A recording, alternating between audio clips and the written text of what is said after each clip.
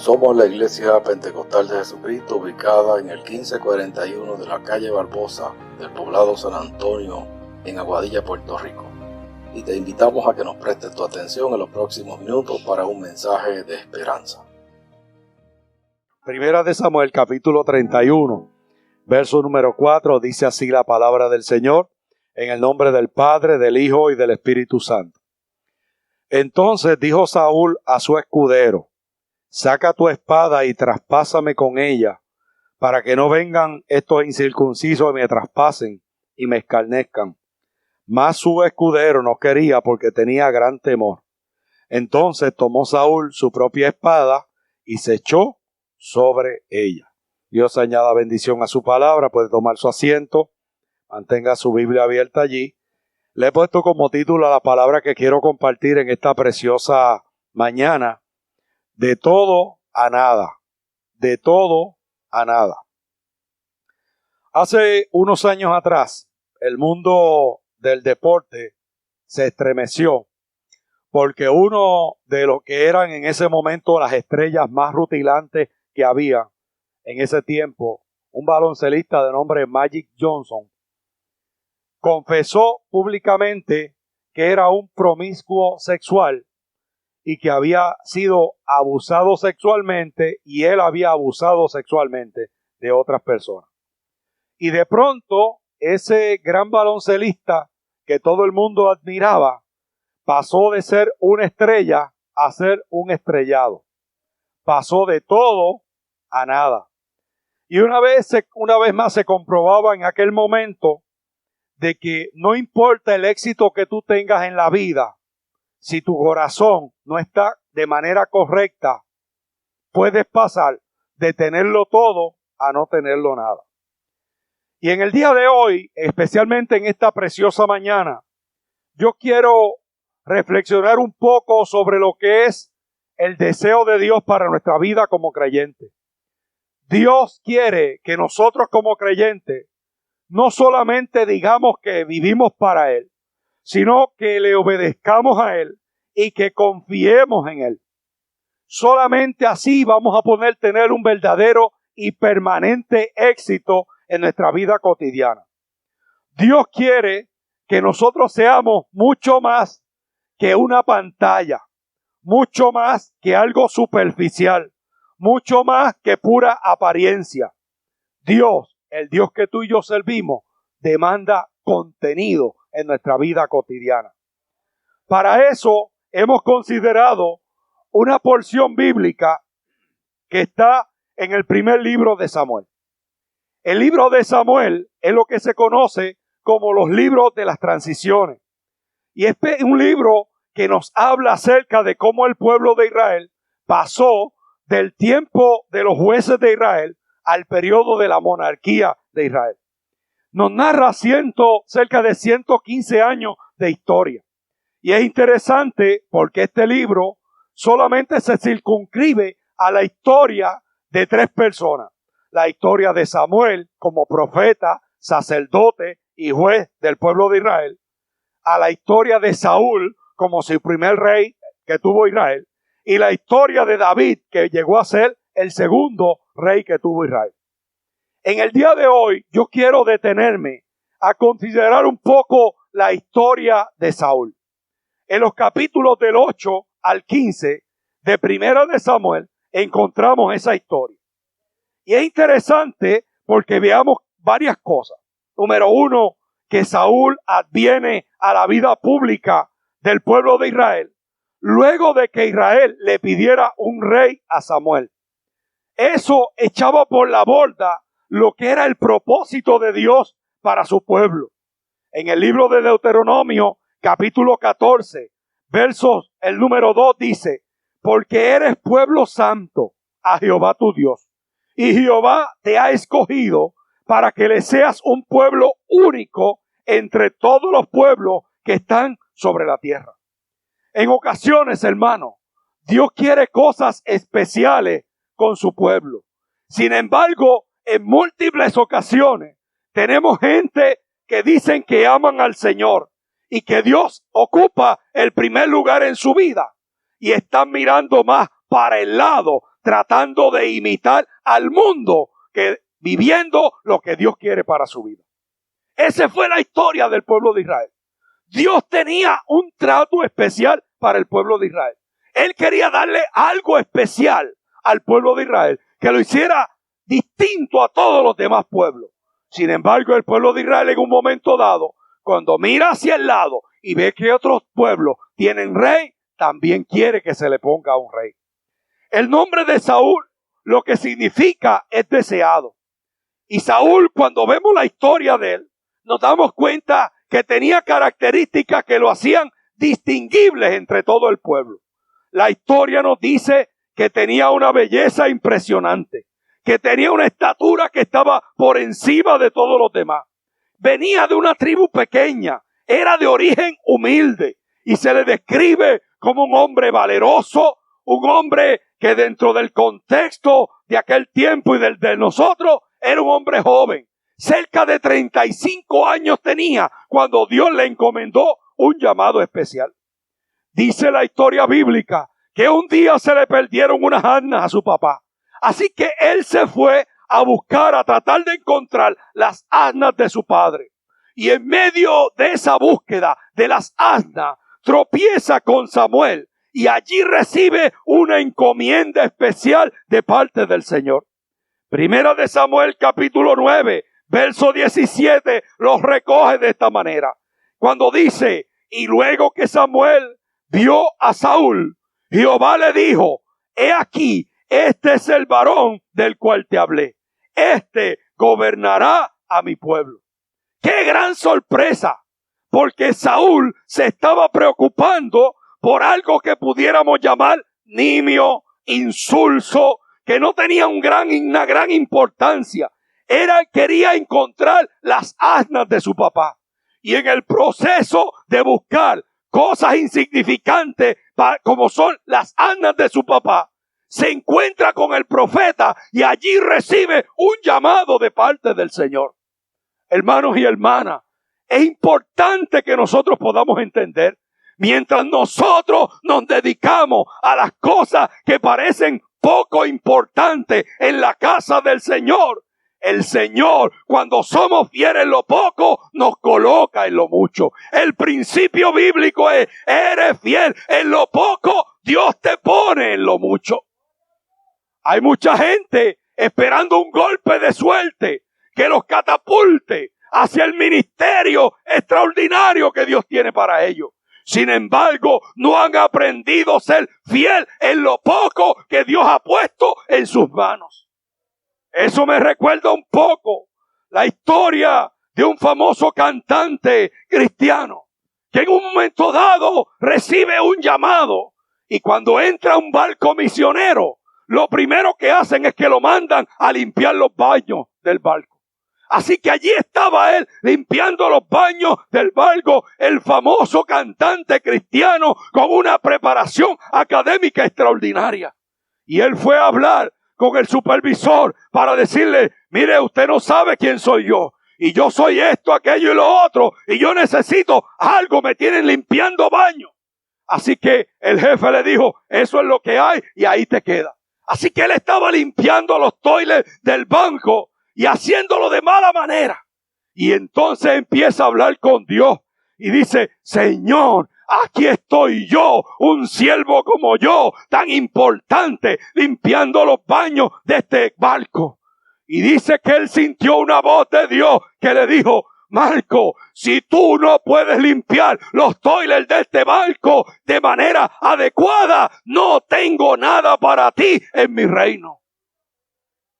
Dice que después que él escuchó eso, le dijo, no, Señor, yo quiero más que de ti. Así que, ¿dónde está el próximo baño que quiero seguir limpiando baños? Y cambió entonces la actitud. Hermano, hay alguna gente que piensan que las casas se empiezan a construir del techo hacia abajo. Las casas se construyen de los cimientos hacia arriba. Dios quiere que seamos fieles en lo poco que Él ha puesto en nuestras manos, de manera que pueda confiarnos lo más. Eso fue lo que pasó con Saúl. Salió a buscar las asnas de su papá Y terminó cuando regresó a su casa, regresó como rey del pueblo de Israel. Cuando se encuentra con Samuel, Samuel le da un trato especial. Dice el verso 22 de ese mismo capítulo 9. Entonces Samuel tomó a Saúl y a su criado, los introdujo a la sala y les dio un lugar en la cabecera de los convidados, que eran como 30 hombres. Le dan el lugar de preferencia, es algo extraordinario. Luego en el capítulo 10 se nos narra el momento en el cual Samuel unge a Saúl como rey de Israel. Y luego, a través del mismo profeta, se le dan unas señales que le van a decir, mira, Saúl, tú estarás sorprendido con lo que está pasando. Pero cuando salgas de aquí vas a encontrar una serie de cosas que van a confirmar que es Dios el que está en el asunto. Le dice el primer versículo 2, dice la primera de esas cosas. Hoy, después que te vayas allá apartado de mí, hallarás a 2 hombres junto al sepulcro de Raquel, en territorio de Benjamín, en Celsa, los cuales te dirán, las asnas que habías ido a buscar se han hallado. Y tu padre ha dejado ya de inquietarse por las asnas y está más afligido por vosotros diciendo, ¿qué haré acerca de mí? En otras palabras, te vas a encontrar gente que te va a decir que el trabajo que tú ibas a hacer ya está completado porque las asnas aparecieron. Segundo, verso número 3. Y luego que de allí sigas más adelante y llegues a la encina de Tabor, te saldrán al encuentro 3 hombres que suben a Dios en Betel, llevando uno 3 cabritos, otro 3 tortas de pan y el tercero una vasija de vino. Y luego sigue diciendo el verso 5. Y después de eso, te vas a encontrar con una compañía de profetas adorando. Después de esto vas a llegar al collado de Dios, que es donde está la guarnición de los filisteos. Y cuando estés allí en la ciudad encontrarás una compañía de profetas que desciende del lugar alto y delante de ellos salterio, pandero, flauta y arpa y ellos profetizando. Y la cuarta cosa está en el verso número 6 cuando dice, entonces el Espíritu de Jehová vendrá sobre ti con poder y profetizarás con ellos y serás mudado en otro hombre. Y sigue diciendo el verso 7, y cuando te haya sucedido estas cosas o estas señales, haz lo que te viniere a la mano, porque Dios está contigo. Hermanos y hermanas, el comienzo de la historia pública de Saúl fue un comienzo auspicioso, fue un comienzo extraordinario, encontrado por Dios en medio de algo rutinario como era buscar las asnas de su papá, luego siendo distinguido y colocado a la cabeza, y después de eso, con señales fehacientes de que era Dios el que estaba dándole esa oportunidad. Eso me lleva a pensar, hermano, que el Dios que tú y yo servimos no es el Dios del casi casi, no es el Dios del a lo mejor, no es el Dios de es probable. El Dios tuyo y mío es el Dios del sí y del amén. Hoy por hoy tenemos una gran cantidad de personas que hablando en nombre de Dios. Y el 99% de lo que dice no se cumple. Y el principio bíblico es, si alguien habla en nombre de Dios y lo que ese dice no se cumple, el tal no habló de parte del Señor.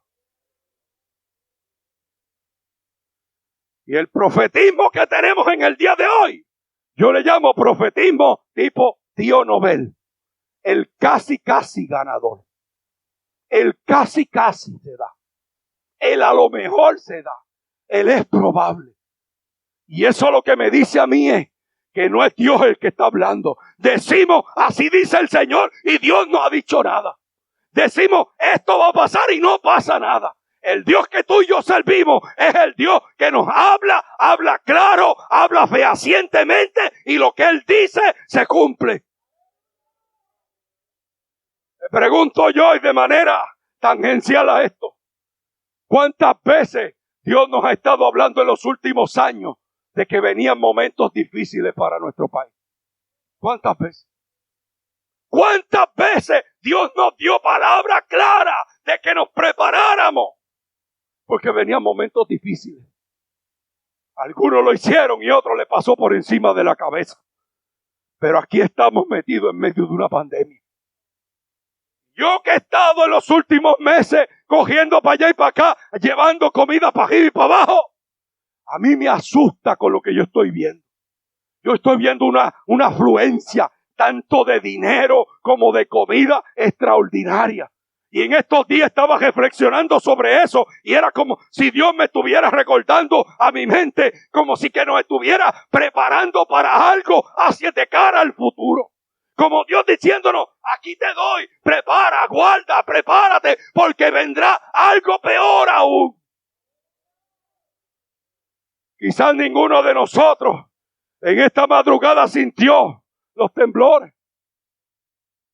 Pero el suroeste sigue temblando como un borracho. 4.7, 4.8. Y otro de 3 puntos y pico. Esa falla de la Montalva está súper activa. Entonces, yo creo que Dios nos está hablando. Dios nos está hablando, queridos hermanos. Y cuando Dios habla, lo que Dios dice se cumple. Dios no dice a lo mejor, Dios no dice tal vez, Dios dice el sí, sí y el no, no. No olvidemos eso, queridos hermanos y hermanas. Y a tono con eso, hoy en la mañana tuvimos un grupo, ahora tenemos otro grupo. Tenemos que dividir la congregación. Entonces, tenemos poco tiempo, apenas nos estamos congregando 1 o 2 veces en la semana y algunos ninguna vez. Y a veces ustedes escucharon, los que leyeron el chat de la iglesia el jueves, usted sabe que bajó por ahí un cometa que yo escribí. Y lo que hice fue pedirle la oración por mí nada más. ¿Ok? Y hay montones de veces que damos por sentado de que mañana volveremos a estar aquí. No, tú y yo no sabemos qué va a pasar ahorita. Tú y yo no sabemos si el domingo que viene podamos congregarnos. Entonces vamos a aprovechar el tiempo que tenemos exaltando y bendiciendo el nombre del Señor. 1 hora y media a la semana de congregarse, eso no es suficiente. Hay que aprovechar cada oportunidad que tengamos. Y no me venga a decir, no, el internet y esto. No, eso está bien. Cuando no hay nada, eso está bien. Pero cuando hay la oportunidad de congregarse, hay que congregarse. Todavía la Biblia no le han bajado el texto que dice, no dejen de congregarse como muchos tienen por costumbre. ¡Aleluya! La vida de Saúl comenzó en bendición. Fue ungido. Y todo lo que el Señor le dijo se cumplió. Porque el Dios que tú y yo servimos es el Dios del sí y del amén. Sin embargo, Saúl empieza a reparar. Cuando van a ungirlo públicamente como rey, en vez de estar donde tenía que estar, se escondió entre el bagaje, entre el equipaje. No estaba donde tenía que estar. Cuando preguntan, bueno, y el que tenía que estar aquí va a estar. Y entonces Dios tiene que hablar y dice, sí, vayan y búsquenlo. Está escondido entre el bagaje. Cuando uno ve ese cuadro dice, ay, pero qué humilde David, que Saúl, qué humilde. No. Saúl, eso fue una falsa humildad. Porque cuando vemos la historia de él nos damos cuenta que él de humilde no tenía nada.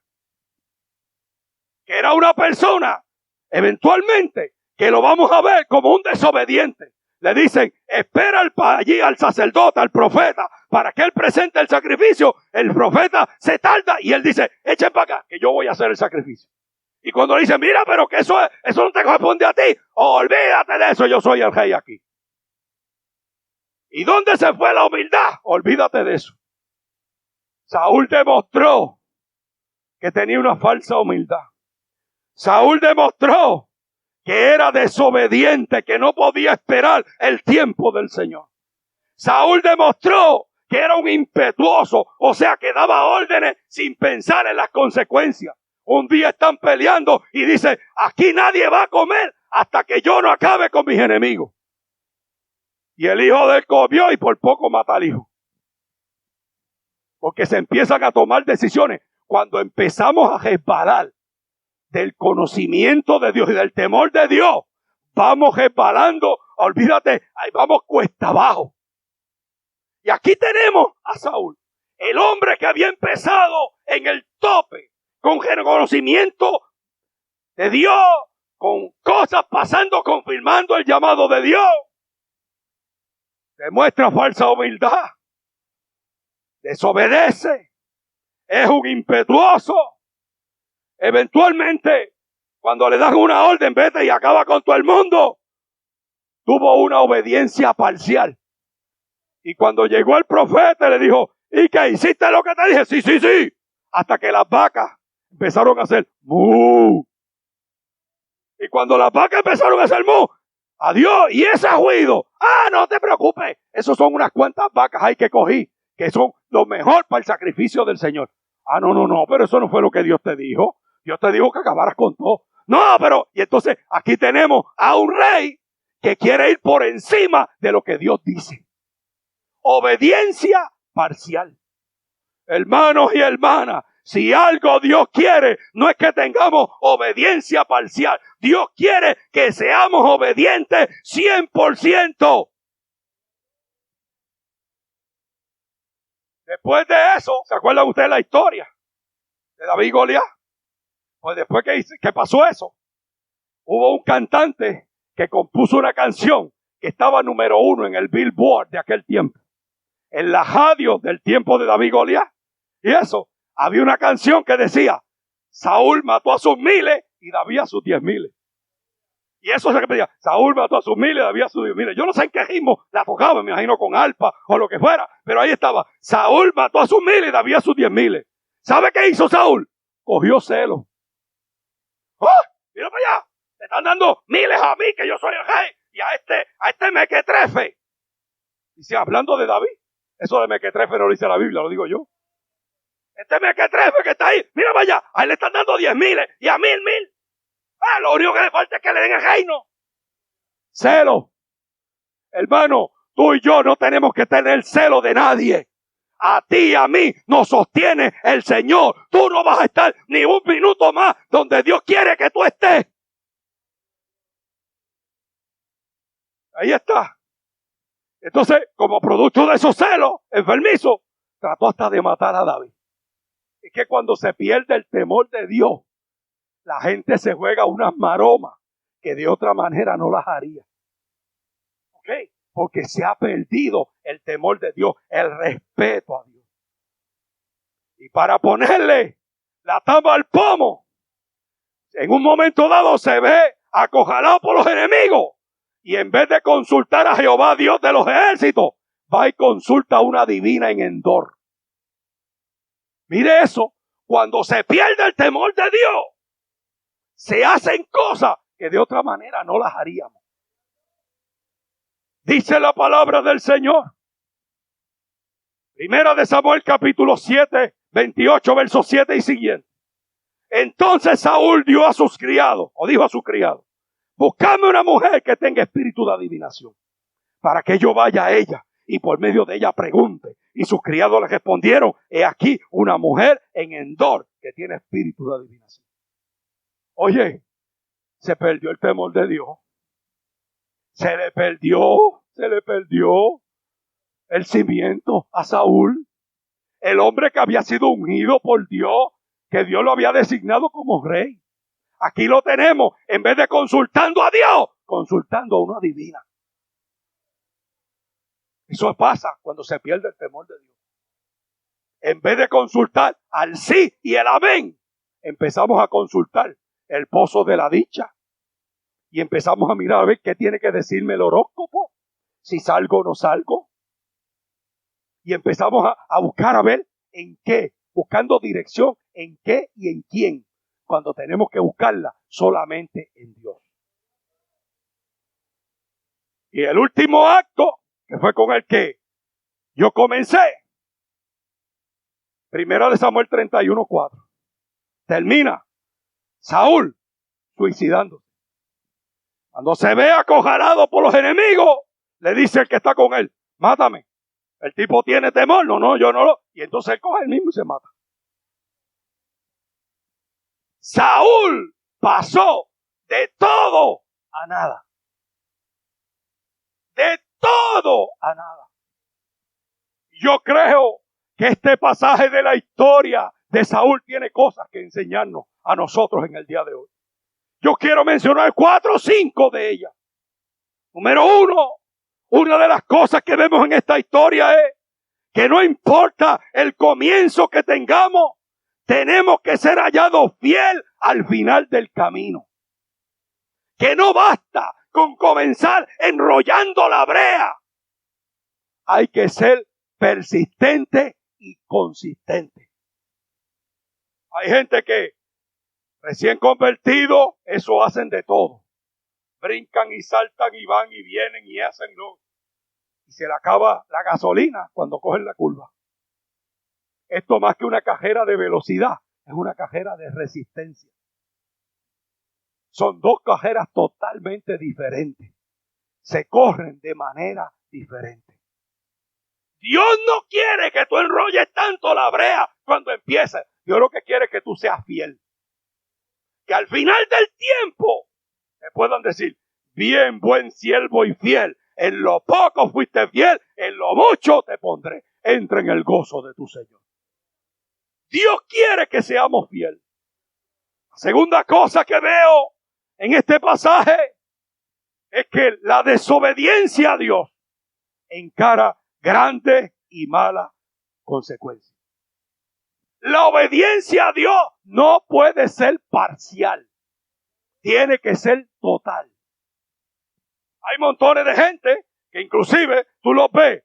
La Biblia, pues, ellos quieren lo que les beneficia. Lo que no, no. Y al fin y al cabo, todo nos beneficia. Pero cada persona tiene un librito. Entonces, cuando, por ejemplo, tomando así al azar, ay, que la Biblia dice, mire que no le jode al Señor. ¿En qué tienen los diezmos y la ofrenda? Ah, eso es de la ley. Eso es del Antiguo Testamento. Eso no.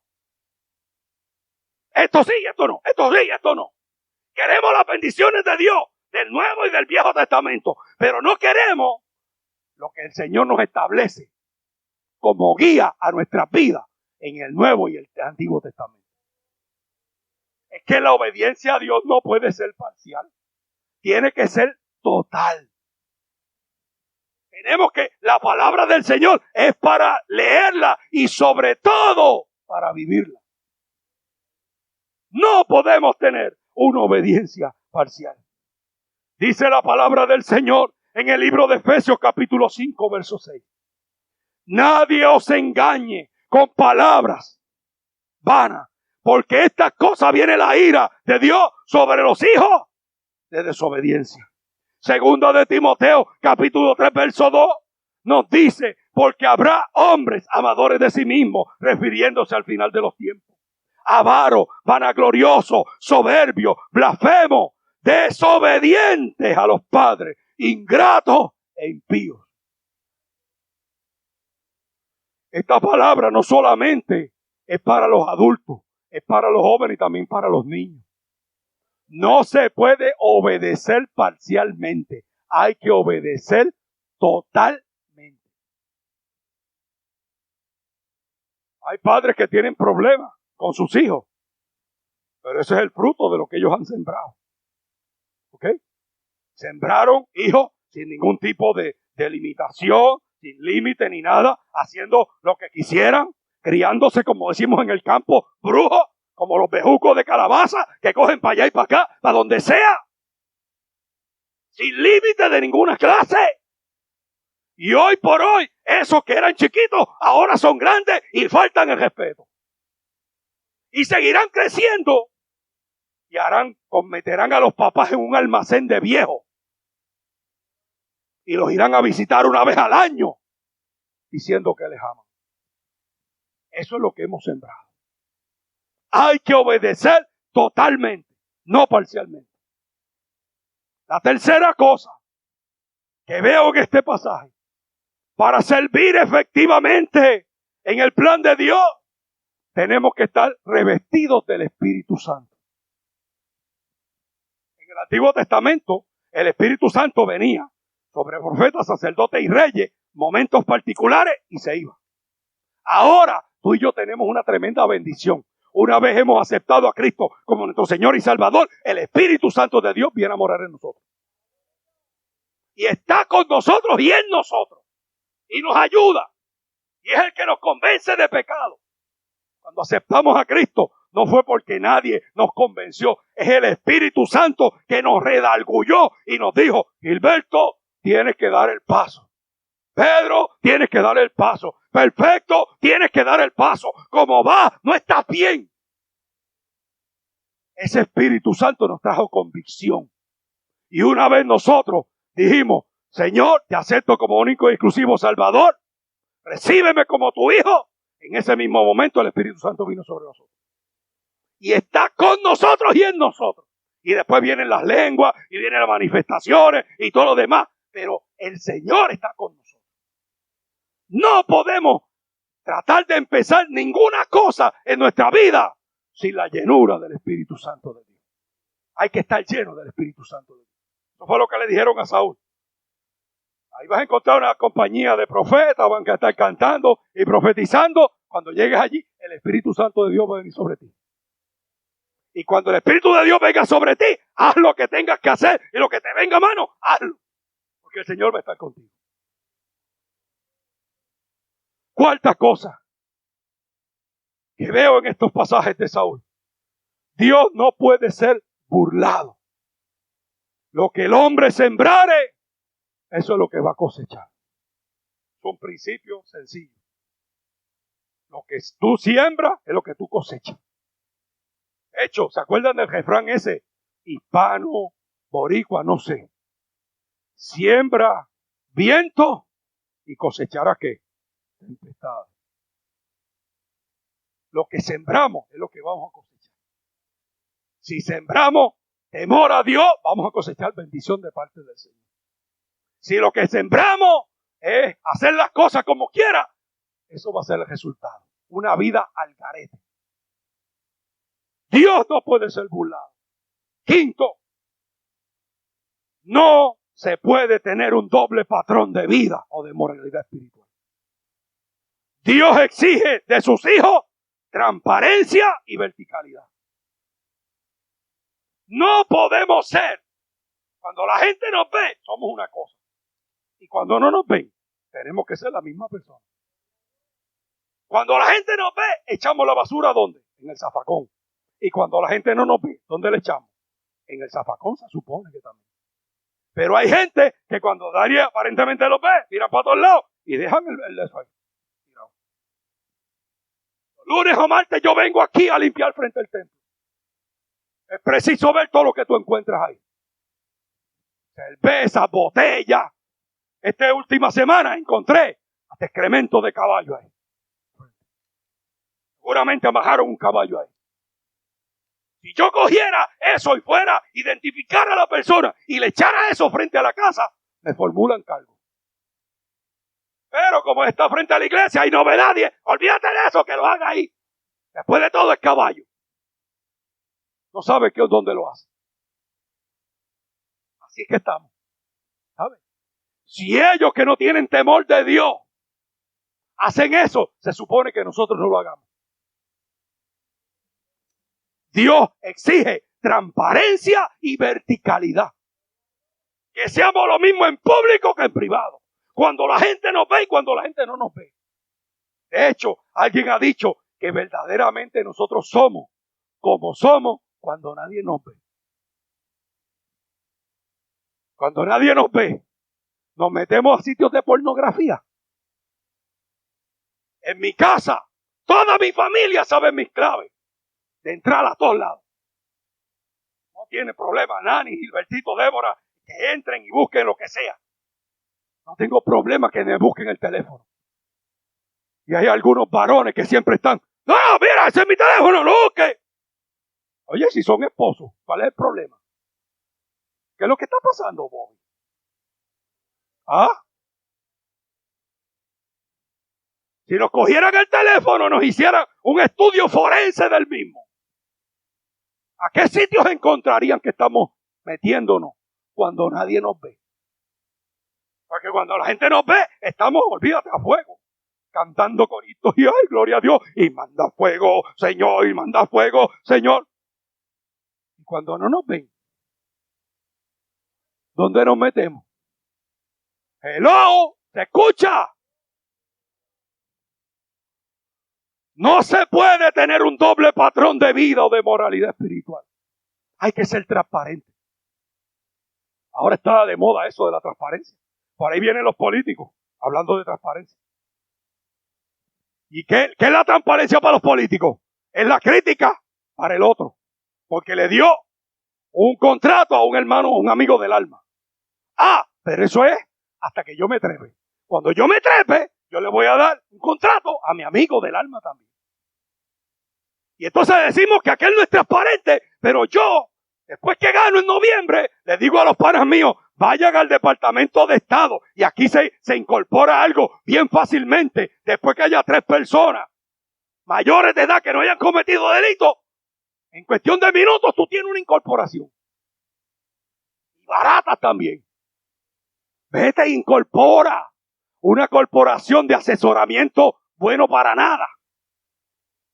Y olvídate que yo te voy a pasar los datos para que tú entonces vayas a la subasta y te la ganes. Y eso es transparencia. A veces la transparencia que nos quieren vender nuestra sociedad es una burda hipocresía. Y si ellos practican eso, tú y yo tenemos otro linaje. Tú y yo somos del cielo. Tú y yo pertenecemos a Dios. ¡Aleluya! Y Dios quiere que seamos íntegros. Que no tengamos un doble patrón de vida o de moralidad espiritual. Que seamos verticales. Sí, sí o no, no. Mire, y la transparencia, ¿sabe hasta qué? ¿Hasta qué tenemos que tener transparencia? Si tú dices que vas a ir a un sitio a tal hora, aparece a ese sitio. No digas que vas a una hora y llegas a otra. A mí siempre que me va a decir una hora, yo voy a llegar antes. Bueno, Dani me dice, tú te vas a morir el día antes. Está bien, me muero. No, hombre, no. Yo sé que me voy a morir el mismo del día que Dios quiera. Pero yo no salgo de mi casa. Si es a las 7, yo no salgo a las 7 menos 5. A las 7 menos 5 ya yo estoy en el sitio. Yo prefiero esperar por otro antes que esperen por mí. Eso habla de transparencia y verticalidad. Hay gente que dice que van para el lugar y no llegan. Hay gente que dice, espérame y no llegan. Hay gente que dice, te voy a dar y no dan nada. Hay que tener transparencia hasta en esas cosas tan sencillas y nimias. En estos días yo le comenté que me he estado dando cuenta que hay gente que llega tarde hasta los cultos por internet y por Zoom. Y cuando es en la iglesia, no, que el tapón, que si aquello, que si lo otro, que la bruma, que no sé qué. Y en la casa, que solamente tenemos que cruzar del cuarto a la sala o de la sala al cuarto. Hay gente que llega tarde a cualquier sitio. No se preocupe, yo no espero amenes con esto. ¿Sabe? Porque hay gente que prefieren que le estemos hablando de dónde está el próximo 666 o el caballo Bermejo. Estoy hablando en ajos y habichuela. Y Dios espera que seamos íntegros hasta en esas cositas. Quinto, no se puede tener un doble patrón de vida. Sexto, para ser victoriosos en Cristo, no se depende de la sagacidad humana o de la listería. Dependemos de la dirección de Dios. A ti y a mí, quien nos dirige es el Señor. Tú y yo no tenemos que empujar puertas. Las puertas tuyas y mías las abre Dios. Cuando vamos a las agencias de gobierno, no decimos embuste, decimos lo que es. Si con la verdad cualificamos, amén. Si no cualificamos, amén también. No te preocupes, joven fui y envejecido, dice la palabra, y no he visto justo desamparado, ni su simiente que mendigue pan. Entonces no tenemos problema. No tenemos problema. En estos días, esta cosa que he estado metido de las comidas y cosas, llegó una persona, llegó último, una flatbed, iba a cargar de caja, y de pronto dice, mira, ¿cómo yo voy a estar esperando tanto? No, hombre, no, dime aquí que yo me le cuelgo a cualquiera, el más lindo. Bueno, te le colarás a cualquiera, pero como el que estoy despachando soy yo, te vas a lo último y te sirvo cuando te toque. Se acabó. Ah, pero así es. Eso es lo que hay. Sí, porque a veces queremos vivir la vida de la listería. Usted no está en un sitio que se levantó a las 5 de la mañana para hacer una fila y llega uno a las 8 de la mañana y quiere entrar primero que usted. ¿No le ha pasado eso? A mí me ha pasado. Y después tú lo ves con la cara de lechuga que llegan, ¿eh? Porque yo conozco a fulano y yo conozco a aquel y yo tengo derecho. No. Hermano y hermana, si ellos quieren funcionar de esa manera, allá ellos. Tú y yo, a ti y a mí, nos defiende el Señor. El éxito en nuestra vida no depende de nuestra sagacidad humana, ni tampoco de la listería. Nosotros dependemos del Señor. A nosotros nos sostiene el Señor. A nosotros nos cuida el Señor. Bendito sea tu nombre. Y por último, veo en este pasaje que la santidad se demuestra con hechos. Somos separados para Dios. Tenemos que demostrarlo. Y no solamente demostramos santidad como nos vestimos o lo que sea. En el trato con la gente. Hay gente a veces que tú ves a una persona vestido de una manera que dice, ese es cristiano. Hasta que abre la boca. Cuando abre la boca, olvídate de eso. Tú dices, ay Dios mío. Sí. Y hay gente que eso es, olvídate de eso, tú lo ves de lejos, es un siervo del Señor. Eso está allá tocando el tercer cielo. Abre la boca y lo que tiene es hermano y hermana al pincho. A pelar a todo el mundo. Y eso no es parte de la santidad también. La lengua también tenemos que santificarla. Sí. Tenemos que santificarnos espíritu, alma y cuerpo. Todo. Nuestras emociones, nuestros sentimientos. Todo. Hay gente que cantan corito, etcétera, etcétera, pero no quieren ver al vecino, no quieren ver al pariente, no quieren ver al familiar. Hay que trabajar con eso. Esas son pequeñas espinitas que tenemos ahí. Hay que trabajar, hay que suavizar eso. Porque la santidad se demuestra con hechos. Hermano, que el Señor nos ayude a empezar bien y a terminar bien. Para eso tenemos que ser consistentes. Oramos al Señor. Padre, en el nombre de Jesús, te damos tantas gracias, Señor, por este tiempo que tú nos regalas en tu presencia. Ayúdanos, Señor. Ayúdanos, Dios mío, a no haber comenzado bien y terminar mal. Ayúdanos a empezar bien y a terminar bien. Que seamos los hijos y las hijas que tú quieres. Que te honremos en todo lugar donde vayamos. Que aunque aparentemente perdamos, sabemos que contigo ganamos siempre. Que tú estás con nosotros. Aleluya. Que tu gracia sea suficiente sobre nuestras vidas. Gracias por acompañarnos. Si quieres comunicarte con nosotros, lo puedes hacer al 787-380-0767 o a través del correo electrónico gramosgranel@gmail.com o buscarnos en las redes sociales. Que Dios te bendiga ricamente.